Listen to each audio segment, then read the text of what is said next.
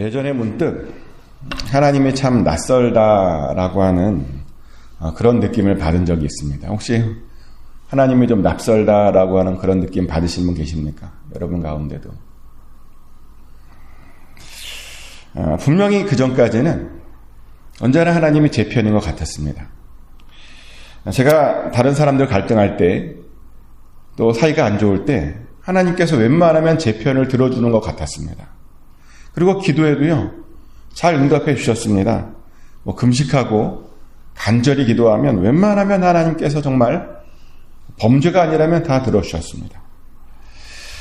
그런데 사역을 시작하고 나서 어느 날인가부터 하나님이 좀 제 기도에 잘 안 응답해 주신다, 제 편을 잘 안 들어주신다라고 하는 그런 느낌을 받은 적이 있습니다.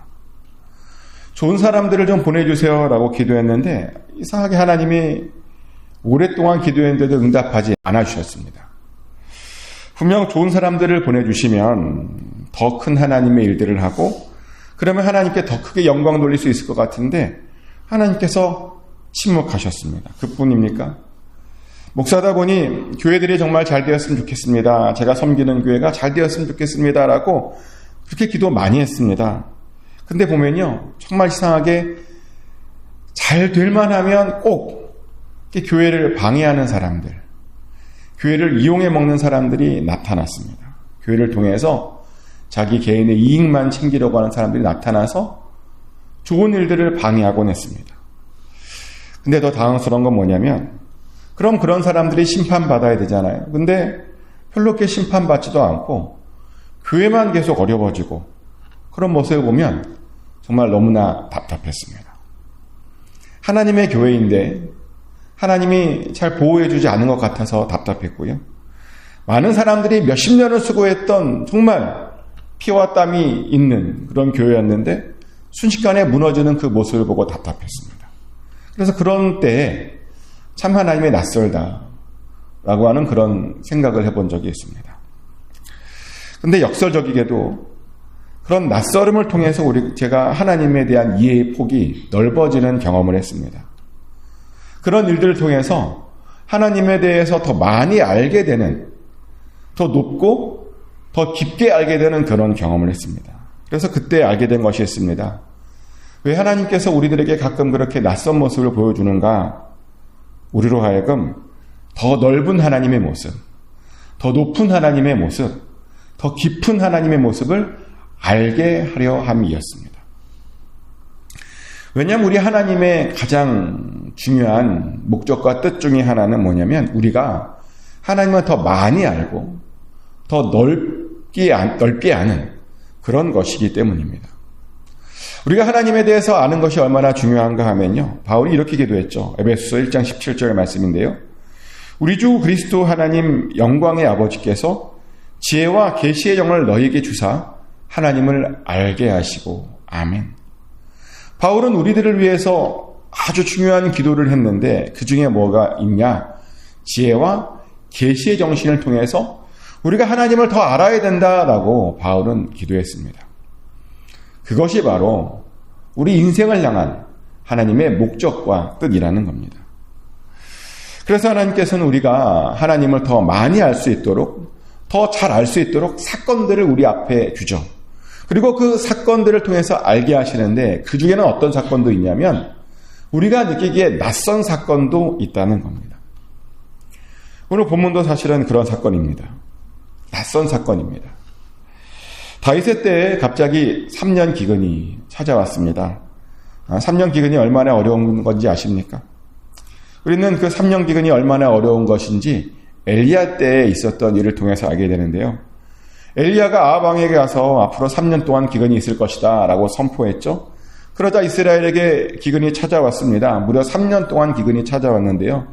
근데 아합 왕이 그때 얼마나 힘들었냐면 그 3년 기근을 선포하고 도망간 엘리야를 잡으려고요, 전 이스라엘을 돌아다니면서 잡아 죽이려고 노력했답니다. 너무 힘들다 보니, 너무나 원하고 분통하다 보니 그 기근 선포한 엘리야를 잡으려고 쫓아다녔답니다. 그렇게 3년 기근이요, 굉장히 힘든 겁니다. 근데 다윗 때에 그런 기근이 찾아왔습니다. 사람들이 잘 먹지 못했고요, 여러 사람들이 죽어나갔습니다.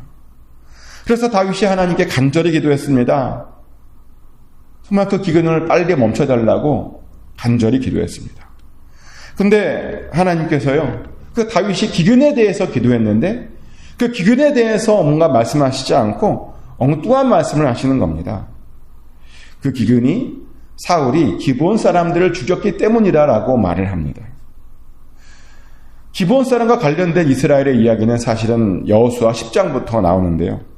이스라엘이 이제 가나안 땅을 점령하려고 나갔잖아요. 그랬더니 그 가나안 땅에 살고 있던 기브온 사람들이 이스라엘 사람들이 너무나 두려워서 이제 멀리서 온 척하고 가까이서 오면 온 것 같으면 조약을 안 맺어줄 것 같으니까 멀리서 온 것처럼 꾸미고 이제 조약을 맺죠. 우리 서로 침범하지 말고, 우리 서로 공격하지 말고, 우리 화평하게 지내자라고 그런 조약을 맺었습니다. 서로 공격하지 않기로 한 겁니다. 그런데 그 약속을, 하나님의 이름으로 그 맺은 그 약속을요, 사울 왕이 깼습니다. 사울 왕 당시에는 이 기브온 족속들이 베냐민 지파, 사울 왕의 지파잖아요. 베냐민 지파와 함께 지내면서 그들이 베냐민 지파로 인정받으며 살고 있었습니다. 그러니까 베냐민 지파가 아닌데요, 베냐민 지파처럼 살고 있었다는 겁니다. 사울은 어렸을 적부터 그것을 보면서 좀 굉장히 못마땅했던 것 같습니다. 그래서 왕이 되자마자 이스라엘과 유다 족속을 위한다면서 그 베냐민 지파가 아닌데 베냐민 지파처럼 살고 있는 그 기브온 족속을 쳤던 겁니다. 하나님 앞에서 했던 그 약속을 어겼던 겁니다. 그리고 그것은 결국 기브온 족속에게 아주 큰 한이 되었고요. 그래서 하나님께서 그 기브온 족속들의 그 그 마음을 받아주셔서 이스라엘에게 그렇게 다윗 때에 3년 기근을 주신 겁니다. 그래서 다윗이 이제 기브온 사람들에게 물어봐요. 어떻게 속죄해야 그들의 마음이 풀리고 하나님에 대해서 이스라엘에게 그 이스라엘을 위한 복을 빌어주겠냐고 기브온 족속에게 물어옵니다. 그러면서 처음에는 물질로 보상을 하려고 그랬어요. 그런데 기브온 족속이 물질의 보상 안 받고 싶답니다. 죽음은 죽음으로 갚아야 된다며, 그러면서 사울 왕의 자손 중 7명을 주면 목매달아 죽이겠다라고 말을 하죠. 그래서 다윗은 어쩔 수 없이 그들의 요구대로 들어줘야 됐고요. 그래서 사울의 2 아들과 사울의 딸에게서 난 5 아들을 기브온의 요구대로 넘겨주게 됩니다. 그래서 그들을 이제 목매달아 주게 되죠. 근데 저는요, 이 모습이 굉장히 좀 많이 낯섭니다. 사울의 잘못을 사울의 아들과 손자에게 준다. 얼마나 억울한 일입니까? 그 당사자들은. 근데 그런 억울한 일을 하나님이 지금 허락하신 거예요. 이 모습이 어떻게 좀 친숙하십니까? 게다가 이 자식들이 골고루 뽑힌 그런 자손들이 아니에요. 2 집안에서만 뽑혔습니다. 어떤 집안은요, 5 아들을 그 일에 내어줘야 됐습니다. 5 아들을 잃은 그 엄마는 얼마나 속이 상하겠습니까? 정말 죽음은 죽음으로 갚아야 되는 겁니까? 그것도 그 사람의 죽음이 아니라 그 자손의 죽음으로 억울한 그 죽음을 꼭 봐야 하는 겁니까? 정말 저는 모르겠어요. 이해가 잘 되지 않은 그런 장면입니다. 그러다 보니 이런 질문이 떠오르죠. 하나님께서는 왜 우리에게 이런 장면을 보여주는가? 왜 죽음을 죽음으로 갚는 장면을 보여주는가? 뭐 억울한 죽음도 있다는 것을 보여주려고요? 아버지가 잘못하면 그 자손이 그렇게 큰 벌을 받는다라고 하는 것을 보여주려고요? 아니면 뭐 누가 한을 품으면 큰일 난다라고 하는 것을 보여주려고요? 사실 그런 것이 아니죠. 그런 것이 아니라 뭘 우리에게 보여주려고 하는 의도가 있다라고 하는 겁니다. 어떤 의도냐면 우리 하나님께서는 당신도 반드시 약속을 지키시고 동시에 우리들도 반드시 약속을 지켜야 한다라고 하는 것을 사실 이 장면을 통해서 우리에게 보여주고 있는 것입니다. 그렇죠. 우리 하나님은 약속의 하나님이신 것을 믿으시기 바랍니다. 아멘. 얼마나 약속의 하나님이신지요? 어떤 약속은 2000년이 지난 후에까지도 지키시는 그런 약속의 하나님이십니다. 서로 그것이 당신이 오셔서 십자가 위에서 죽는 일일지라도 어떻게든 약속하시면 반드시 그 약속을 지키시는 하나님이십니다. 그리고 동일하게 우리들에게도 약속을 지킬 것을 요구하시는 하나님이십니다. 우리가 이 하나님 앞에서 신실하기를 원하시는 그런 하나님이시라는 겁니다. 그런데 우리들은요, 너무 자주 그 약속들을 잊어버리고 그 약속들을 별것 아닌 것으로 생각하고 그래서 약속들을 잘 지키지 않습니다. 사울왕도 그랬습니다. 사울왕도에 사실은 그들이 기브온 족속과 어떤 약속을 했는지 잘 알고 있었습니다. 여호수아가요, 그 약속 지키려고 얼마나 노력을 했는지, 어떤 일을 했는지 사실은 사울왕도 잘 알고 있었습니다. 하지만 사울왕은요, 약속 지키는 것 별것 아닌 것으로 생각했습니다. 약속은 얼마든지 깰 수 있다라고 생각했습니다. 그런데 아닙니다. 아무리 사소한 약속도요, 하나님의 이름으로 한 약속들은 사실은 절대로 깨어지면 안 되는 겁니다. 서로 그것이 나에게 아주 큰 손해를 주는 것일지라도 하나님의 이름으로 한 약속은 반드시 지켜져야 하는 겁니다. 왜냐하면 우리가 그런 약속 안 지키잖아요. 하나님께서 계속 그 약속을 지킬 때까지 계속 우리에게 끝까지 요구하십니다. 우리가 안 하면 우리의 자손에게까지도 끝까지 요구하십니다. 그래서 결국에는 그 약속을 지키게 하시죠. 그것이 하나님의 성품입니다. 그러다 보니 예수님께서요, 아예 우리에게 이런 말씀까지 남기셨죠. 마태복음 5장 34절부터 36절까지의 말씀인데요. 나는 너희에게 이르노니 도무지 맹세하지 말지니 하늘로도 하지 말라 이는 하나님의 보좌임이요 땅으로도 하지 말라 이는 하나님의 발등상임이요 예루살렘으로도 하지 말라 이는 큰 임금의 성임이요 내 머리로도 하지 말라 이는 내가 한 터럭도 희고 검게 할 수 없음이라. 아멘. 예수님께서 하신 말씀이 하늘로 맹세하지 말랍니다. 왜냐하면 하늘은 하나님의 보좌가 있는 곳이고요. 땅으로 맹세하지 말랍니다. 땅은 하나님의 발등상이랍니다. 예루살렘으로 하지 말랍니다. 예루살렘은 큰 임금의 성읍이랍니다. 머리카락으로 하지 말랍니다. 머리카락을 우리가 희거나 검게 감히 아무것도 할 수 없답니다. 이렇게 예수님께서는 우리가 함부로 어떤 맹세를 하지 말아야 될 것에 대해서, 어떤 약속을 하지 말아야 될 것에 대해서 분명하게 말씀하셨죠. 약속을 하지 않는 것이 좋다라고 말씀하셨습니다. 그래서 처음에는 그런 줄 알았어요. 근데 신앙생활을 하면서 깨달은 것은 이 말씀이 사실은 약속을 전하지 말아라라고 하는 그런 뜻이 아니라 약속을 했으면 지켜라. 하나님이 있는 곳을 향해서 약속했으면 지켜라. 하나님의 발이 있는 곳을 약속했으면 지켜라. 라고 그런 말씀이었습니다. 왜요? 우리 하나님은 약속을 하시고 그 약속을 지키시고 그 지키신 걸 통해서 이 역사를 이끌어 가시는 그런 하나님이시기 때문입니다.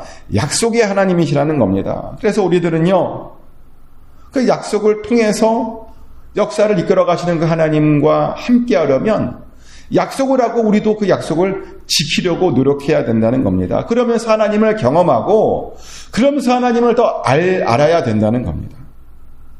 약속을 지키고 그 약속을 지키시는 하나님을 우리가 알아야 됩니다. 저는 그렇게 하나님을 알아가고 있습니다. 지금까지 저도 굉장히 많은 약속을 하나님과 했고 그 약속을 지키고 있는 중입니다. 그 중에는 이런 약속도 있습니다. 어떤 약속도 했냐면요, 제가 현재 주어진 일에 무조건 최선을 다하겠다라는 약속을 했습니다. 절대로 악하고 게으른 종이 되지 말자라는 약속을 했고요. 결과를 따지지 않고 결과는 하나님의 것이니까 하나님께 맡기자라고 하는 약속을 했고요. 쉬운 길로 가지 말고 주님께서 원하시는 길로 가자라고 약속을 했습니다. 저는 사역자가 되면서 사실 이런 약속들을 하나님과 좀 했습니다. 그래서 저는요, 결과에 연연하지 않고 뭐만 신경 쓰냐면 최선을 다했나? 안 했나? 이것만 신경 씁니다. 게을렀나? 게으르지 않았나? 이것만 신경 씁니다. 그리고 그랬더니 제가요, 하나님에 대해서 발견한 것이 있었는데 뭐냐면, 하나님에서 알게 된 건데요, 뭐냐면 하나님께서 보니까 부지런하게 최선을 다하는 그런 사람들을 좋아하시더라고요. 그리고 하나님께서도 역시 부지런하게 최선을 다하시고 계셨습니다. 굉장히 우리 하나님 부지런하게 일하시고 계셨습니다. 정말 우리를 위해서 쉬지 않고 일하시고요. 우리에게 복 주시려고 항상 열심히 일하시는 그런 하나님이셨습니다. 그런데요, 제가 하나님과 했던 그 약속을 지키려고 열심히 살다 보니 그런 하나님을 알게 되었다는 겁니다. 우리 하나님이 얼마나 성실하신지, 얼마나 신실하신지 그렇게 더 깊게 알게 되었다는 겁니다. 이렇게 우리들은요, 약속을 통해서, 그리고 그 약속을 지키고 이루면서 하나님을 알게 됩니다. 약속을 맺고 그 약속을 지키는 것이 우리 신앙생활에 아주 중요한 그런 모습이라는 겁니다. 근데 사울왕은요, 전혀 그것을 알지 못했습니다. 약속을 깼죠.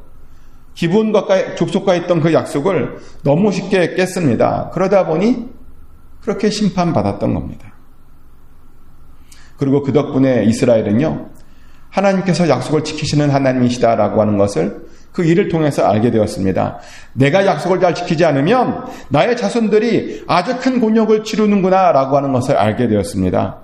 그리고 알게 되자 드디어 기근이 멈췄습니다. 비가 온 겁니다. 모든 어려움이 끝나게 된 겁니다. 하나님을 알았더니 고난이 끝났다는 것이죠. 그래서 우리들도 하나님을 제대로 알아야 됩니다. 특별히 약속을 반드시 지키시고 우리들에게도 약속을 지킬 것을 요구하시는 그 하나님을 반드시 알아야 됩니다. 그래야 우리 인생에도 기근이 없어지고요. 그래야 하나님이 우리 인생 가운데 해주신 그 약속들이 다 이루어지게 되는 겁니다. 축복하는 것은 꼭 하나님을 잘 아시길 축복합니다. 그래서 약속이 정말 잘 이루어지고 하나님께서 약속하신 그 복들도 다 받아 누리시기를 예수 그리스도 이름으로 축복합니다. 기도합니다. 하나님 아버지, 오늘 우리가 성경 속에서 굉장히 낯선 하나님을 보았는데 그 낯선 하나님, 그 하나님의 뜻과 목적이 또한 있었음을 알게 되었습니다. 우리 하나님께서 얼마나 신실하신지, 약속을 지키시는 것에 얼마나 진심이신지를 보았습니다. 아버지, 우리 또한 하나님 앞에서 약속을 지키길 원합니다.